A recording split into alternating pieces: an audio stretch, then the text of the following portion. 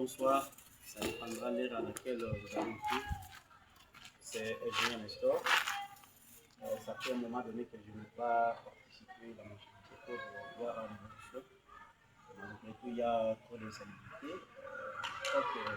Le lundi, je vais débuter au moins les travaux. Donc, c'était vraiment obligé de participer ce matin pour visiter au moins les choses. Bon, je vais d'abord expliquer au moins quelques petites questions qui m'ont été posées par l'un de mes abonnés. Il m'avait posé la question, monsieur Nestor, Nestor, quelle est la différence entre ingénieur et architecte? Je lui avais dit, c'est simple à vous donner comme la réponse. La réponse que j'ai eu à réserver pour vous, mes abonnés, d'abord, la personne qui avait posé la question. La différence entre architecte et ingénieur, architecte, il arrive dans un projet pour concevoir d'abord le projet. D'abord, lui, il écoute les besoins de maître d'ouvrage qui est le client.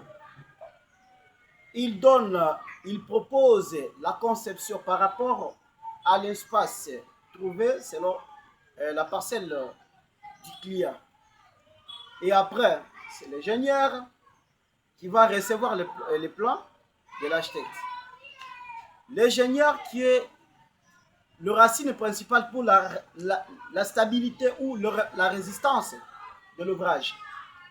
Quand est-ce que l'ingénieur est devenu le racine principal de la résistance de l'ouvrage? Parce que c'est l'ingénieur qui connaît les calculs descriptifs ou la stabilité de l'ouvrage. Pendant que le délai de décennal de l'ouvrage, c'est 10 ans, il n'y aura ni le fissure dans un ouvrage.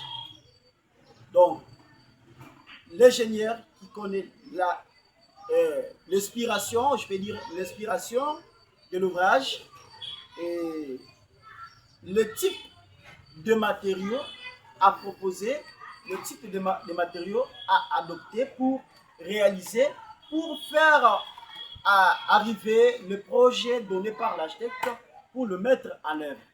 Au moins, la résistance de l'ouvrage, c'est l'ingénieur. J'aurais à vous dire que le parti ou le type de corps de temps, je dois vous expliquer à la prochaine occurrence parce qu'aujourd'hui, je suis venu justement pour répondre à mon abonné, l'un de mes abonnés qui m'ont posé cette question. Alors aujourd'hui, je suis venu justement pour voir l'état de mon chantier. Donc le lundi, je dois quand même satisfaire au moins mes clients. En tout cas, abonnez-vous, likez et puis vous aurez des bonnes choses à la prochaine occurrence. Merci.